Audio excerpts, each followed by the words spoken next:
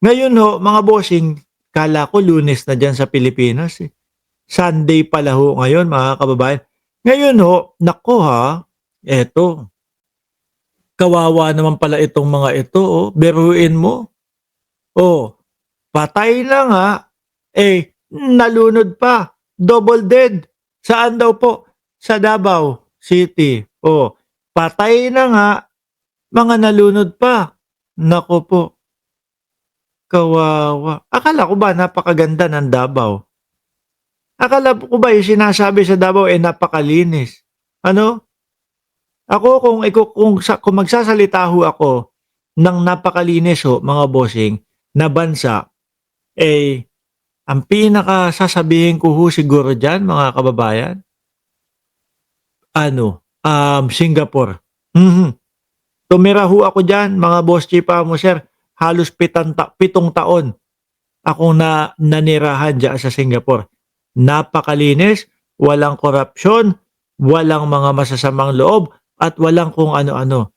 Eh, yung Davao ho, mga boss, sinasabi nila, panahon ng eleksyon nung 2015 para sa 2016 na eleksyon, sinasabi nila, Davao ang pinakamaganda.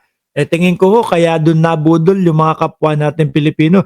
Magaling si Duterte na mga laga sa Davao. Gagawin niya ito sa buong Pilipinas. Yung pala, tokhang pala yung ilulunsad sa buong Pilipinas. Ah, 'di ba? Mga bossing, oh, eto tingnan mo, Davao City, patay na, nalunod pa.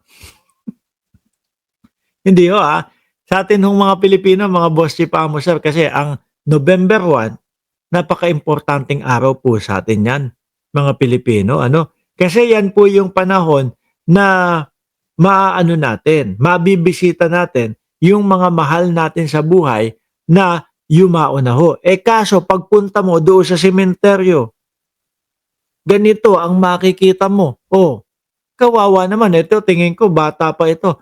Paano naman bibisitahin 'yan? 'Di ba, Just Vincent?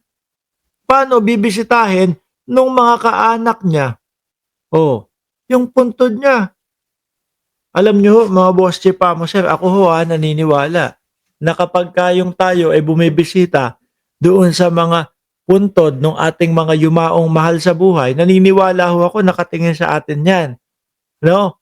Naniniwala ako masaya yung mga yumao nating, mahal sa buhay 'pag nakikitang binibisita sila. Eh, tapos lalo na piyesta ng mga patay 'yan, 'di ba?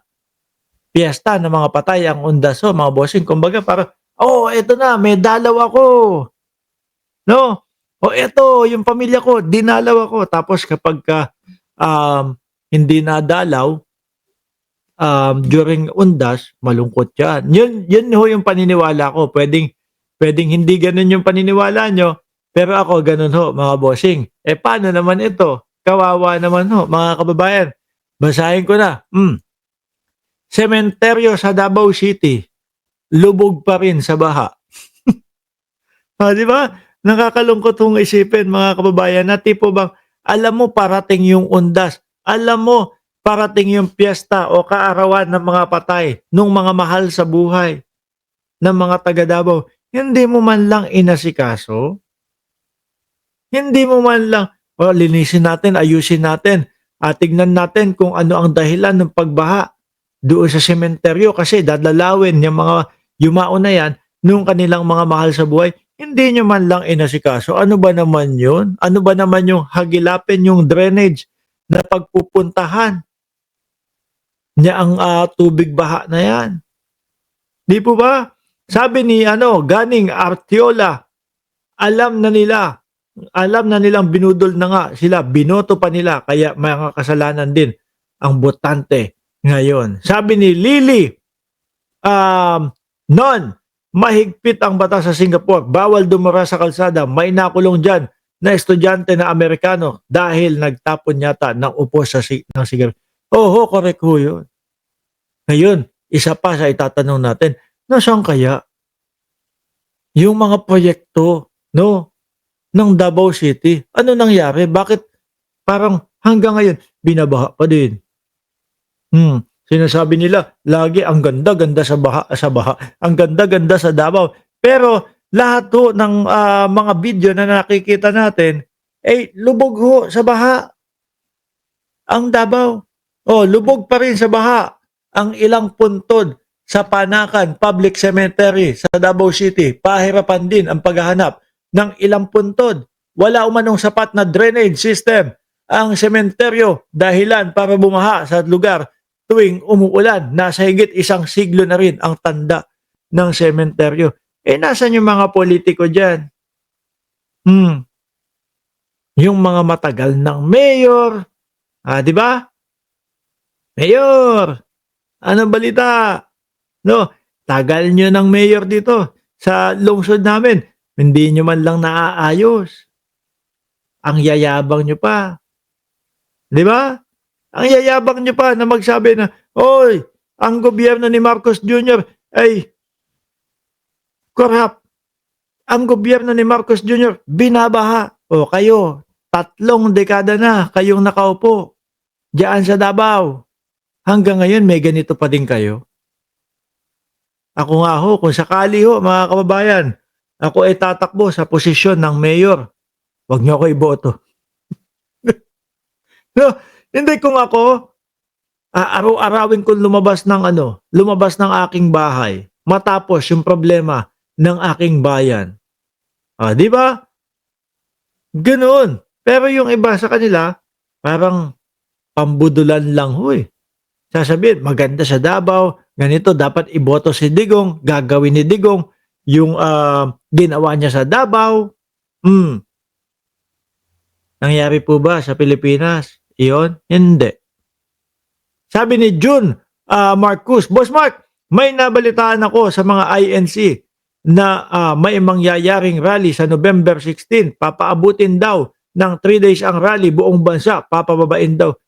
Yan na naman. Anak ng putik naman yung mga yan. Oh. Paulit-ulit na pagpapababa sa Pangulong Bongbong Marcos. Hindi na nagsawa. 2 taon na silang puro ganyan eh. O, di ba? Ang dapat nilang gawin, kung sila ay magrarally na naman, linisin na lang nila tong sementeryo. At nang sa ganun mabisita ng maayos yung ng mga kaanak. O tingnan mo naman, mga boss, paano ka naman gaganahan pumunta o puntahan yung iyong mahal sa buhay kung ganyan ang dadatnan mong sementeryo? Oh.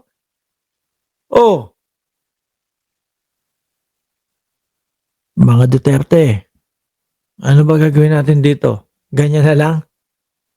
3 dekada na kayo nandyan no? Hindi nyo man lang tinitingnan yung mga ganitong problema. Sabi ni Diego Uy tuloy sa inyo, grabe naman Sir Mark, yung 51 billion, buong Davao sementohin, sobra-sobra pa, lalo pa isang distrito ang 51 billion, kahit yung mga squatter bigyan ng pabahay, sobra-sobra pa.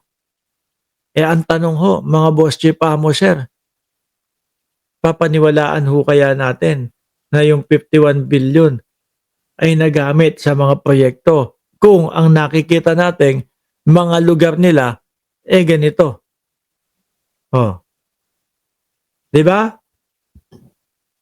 Miski ikaw, mapapaisip ka, hindi kaya puno din ng ghost project yung Davao? Kaya ganun ang itsura nung kanilang sementeryo.